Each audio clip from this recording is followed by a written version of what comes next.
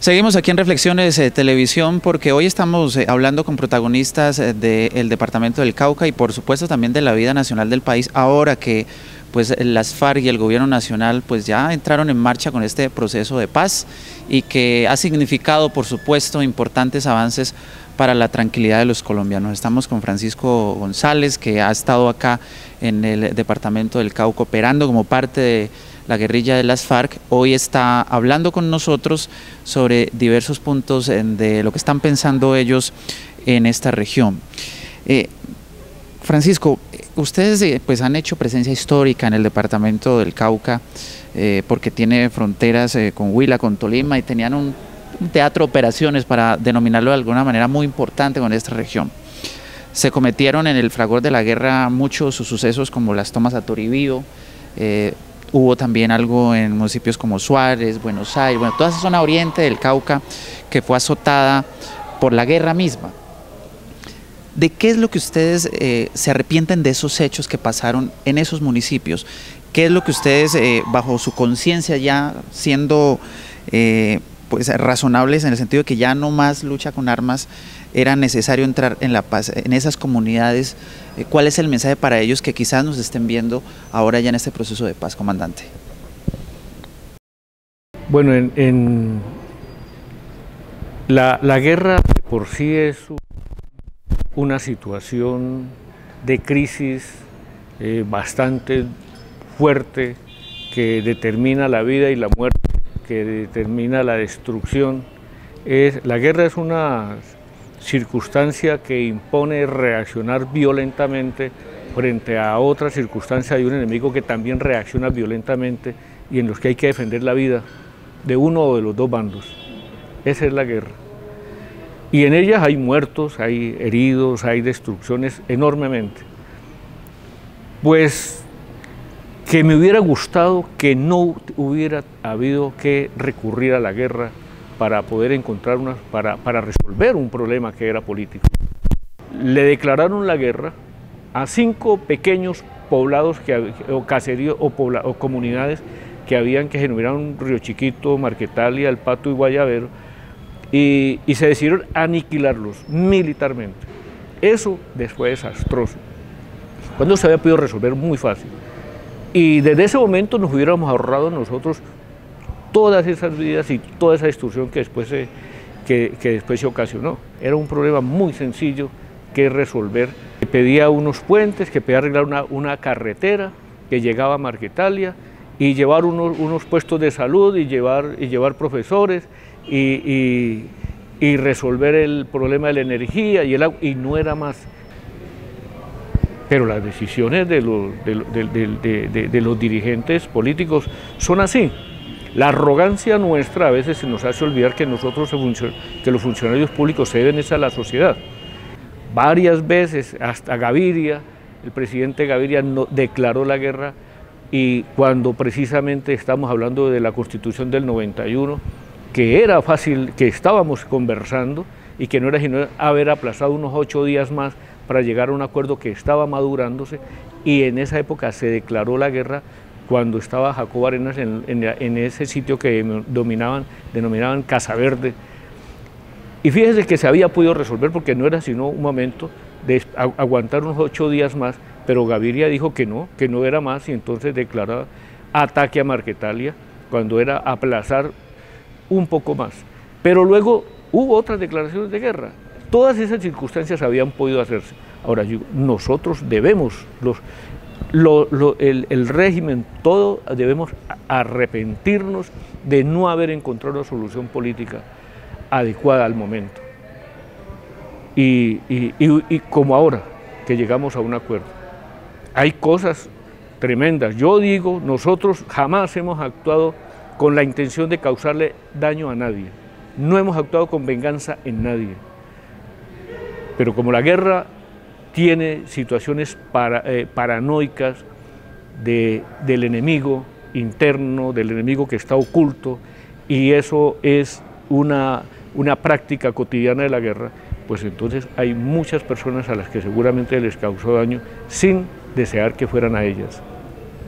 Hoy a esas personas a los que le causamos nosotros daño sin que sepamos a quiénes son, nosotros les decimos, les pedimos perdón, nosotros quisiéramos solidarizarnos con todos ellos y decirles no debió haber pasado eso, no era nuestra intención y si hay que resolver algo, estamos en plena disposición de hacerlo.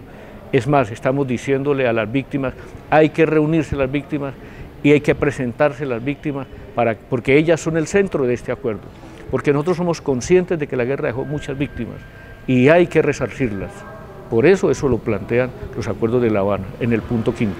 Lo he visto usted en charlas que hemos tenido anteriormente, 2 charlas, pues realmente lo he visto y eso me ha sobrecogido, me ha impresionado positivamente, porque nosotros hemos ido, creo que la mayor parte de los periodistas de Popayán y el Cauca hemos defendido el proceso de paz. Y realmente me ha impresionado muy favorablemente. Le conté la historia de un líder campesino que fue sacado, digamos, por las FARC, por un comandante de la FARC, para no mencionar aquí el nombre de él, y entonces le conté cómo llegó el comandante y cometió un acto de barbarie ahí, le dijo que se fuera, y usted me dijo, consígame a esa persona, ubíquemelo, tráigamelo para repararlo. O sea, me ha impresionado que tenga esa voluntad, o sea, que no es una exigencia que les estén haciendo, sino que es un acto voluntario en el que los comandantes guerrilleros han entrado, es decir, a decir, hombre, nosotros somos conscientes de que hay que reparar a esas personas y hay que ubicarlas, obviamente, eso es necesario que la gente lo sepa. Sí, hay que reparar las víctimas se da en una concepción colectiva de perdón, de pedir perdón a que se le haya afectado en algo, pero también de hablar directamente con las personas, porque ese acto de contrición la gente debe tener la certeza de que uno no tiene ninguna actitud ni disposición de enemigo, sino es más de reconocer y saber uno en qué fue lo que uno le hizo daño y esas cosas que uno no conoció o no supo, conocer de la persona y poder encontrar pues las angustias y las cosas tremendas que le ocurrieron al otro. Pero también que sepa que la disposición nuestra es encontrar una solución a eso que tal vez no tendrá toda la reparación que uno quisiera que se hiciera posible, pero que nosotros tenemos la disposición de hacer todos nuestros esfuerzos para que eso sea posible.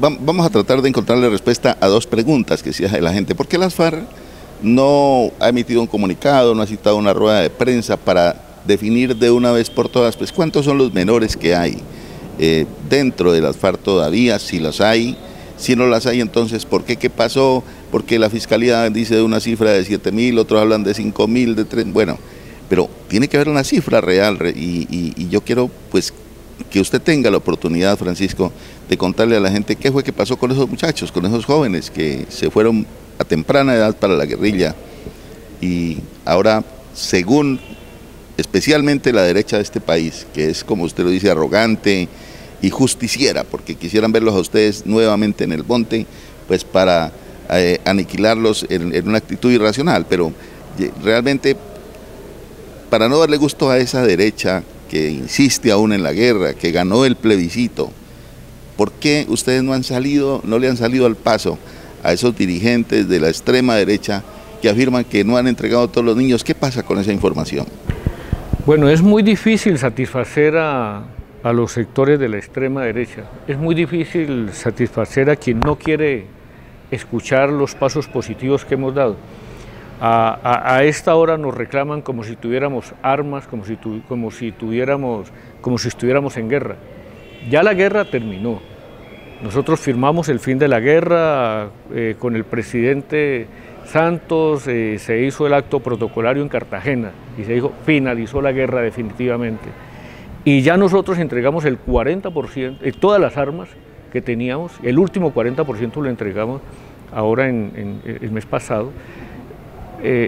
Acabamos de entregar el último 40% que culminó el 100% de toda la entrega de las armas, pero todavía siguen diciendo que tenemos armas, pero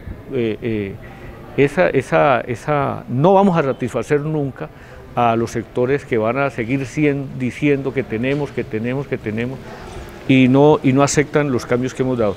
¿Qué ocurrió con los niños? Ese grupo que íbamos a entregar, que se iban a pasar a parte ya del acuerdo de comenzar a hacer entrega a todos estos grupos de muchachos. Entonces no se encontraban en el lugar donde estaban abandonados, nadie volvió a preguntar por ellos, no los incorporaron a ninguna actividad de estudio, no les incorporaron ninguna actividad de salud, estaban desprotegidos. Entonces nosotros dijimos, eso es muy complicado, hay que resolver, y por eso suspendimos un tiempo mientras se hiciera un acuerdo con el gobierno. Luego, con participación de Naciones Unidas, de otras organizaciones internacionales y del gobierno, entendimos que la situación de los muchachos era de fragilidad y que lo mejor era protegerlos, porque nadie necesitaba saber dónde iban a estar viviendo para evitar persecuciones, estigmatización sobre ellos. Y entonces estos muchachos todos ya entraron en etapa a los sitios que se escogió para que ellos hicieran dejación de las armas y se incorporaran a la población, a la actividad civil normal. Ya están allá viviendo y esperamos que ese compromiso que se hizo de darles vivienda, salud, educación, porque son muchachos que necesitan primaria, que necesitan terminar su bachillerato, entonces estén haciendo eso. Entonces lo que no se ha hecho publicidad es porque se decidió que era una población frágil a la que era que proteger y no rodearla de protagonismos ante ningún evento ni ningún sector social que quisiera hacer propaganda con ellos. Ahora que usted está relacionando un poco el tema de los jóvenes que por alguna u otra circunstancia han tenido que ingresar a la guerra, cualquiera que ella sea, ¿cómo está el tema de las zonas veredales transitorias de normalización? ¿Qué se puede contar frente a cómo están en estos momentos en esos lugares pues quienes hacen parte de la guerrilla de las FARC?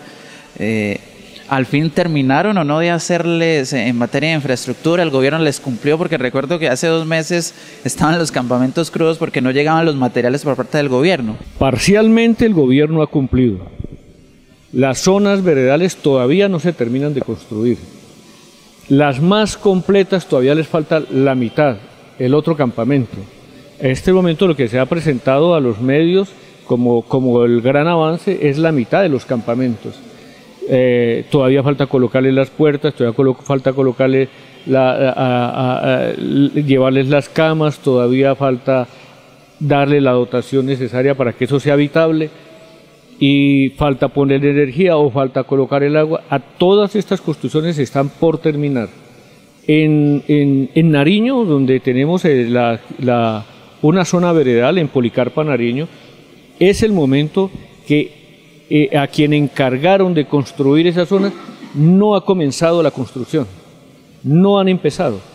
Eso es en Betania, en la vereda Betania del municipio de Policarpa, Nariño, todavía no han comenzado las construcciones, en una absoluta irresponsabilidad y en una falta de acción de los encargados.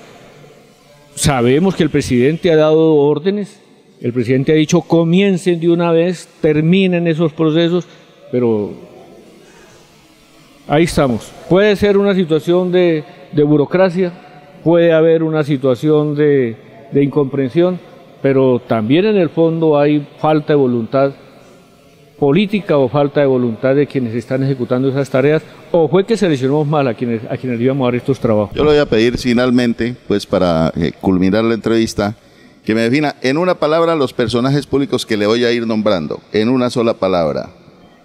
Para preguntarle algo, Juan Manuel Santos. Bueno, se la ha jugado por la paz. El doctor Andrés Pastrana. Bueno, el Pastrana anda detrás de Uribe, a ver qué consigue.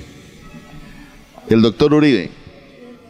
Uribe busca la guerra como beneficio. Horacio Serpa. Creo que está comprometido buscando que el proceso de paz continúe. Antanas Mocus. También está aportando a que haya formas de democracia en el país. Sergio Fajardo. Es una expresión democrática de Antioquia muy importante para los antioqueños. La doctora Piedad Córdoba. Es una señora que ha hecho mucho por la paz y que se jugó todo su capital político por la paz. Gente de aquí del departamento del Cauca, José Darío Salazar. No lo conozco, perdónenme. Aurelio Iragorri. Bueno, ha hecho una política aquí en el Cauca que yo creo que hay que mejorarla bastante. Temístocles Ortega. En su momento hizo un gran esfuerzo por la paz y eso hay que valorárselo. Óscar Campo, el actual gobernador. Bueno, en el momento ha abierto todas las puertas para que el proceso de paz fructifique. ¿Tienen alguna preferencia política ustedes para este debate electoral? ¿Van a decidir acompañar a otro personaje que no sea extraído pues de la FARC para la presidencia de la República? Nosotros estamos dispuestos a que vamos a apoyar, si toca, a otro candidato, aunque no sea nuestro, después de que se comprometan en apoyar la implementación, a que la implementación de los acuerdos continúe y que podamos garantizar que un gobierno de transición continúe impulsando el proceso de paz. Bueno, muchas gracias por acompañarnos en esta entrevista, realmente para nosotros es muy importante y esperamos que para ustedes, amigos televidentes, lo haya sido igual. Esperamos que hayan logrado conocer algo más de este proceso de paz de las personas, con seres humanos, ya lo dijimos, no son extraterrestres, no vienen de Marte, de Neptuno, de Júpiter, son seres humanos como nosotros que encontraron, como en muchos otros países del mundo, pues que pensaron que la salida podía ser la guerra. Hoy han entendido, como otros grupos guerrilleros, no es la primera vez que Colombia firma la paz o hace un convenio de paz con una agrupación guerrillera. Ya también lo vivimos con el Quintín Lame, con el M-19. Bueno, ha habido otras experiencias y esperamos que realmente este proceso tenga éxito. Francisco, muchas gracias, muy amable. Un mensaje final para la gente del Cauca. Para la gente del Cauca, que fortalezca la esperanza en que la paz es posible, pero que tenga conciencia que la paz hay que lucharla y hay que construirla. Apenas estamos en la etapa de implementación, estos acuerdos es de todos, hay que pelear por ellos. No se diga más, seguiremos conversando con más protagonistas de la región, Héctor. Creo que lo importante para que sigan en sintonía de Reflexiones Televisión, siempre nos gusta darle un poco más de profundidad a las cosas, no con las ligerezas que a veces se cuentan. Bueno, muchas gracias a ustedes. Vamos a unos nuevos mensajes comerciales y ya volvemos.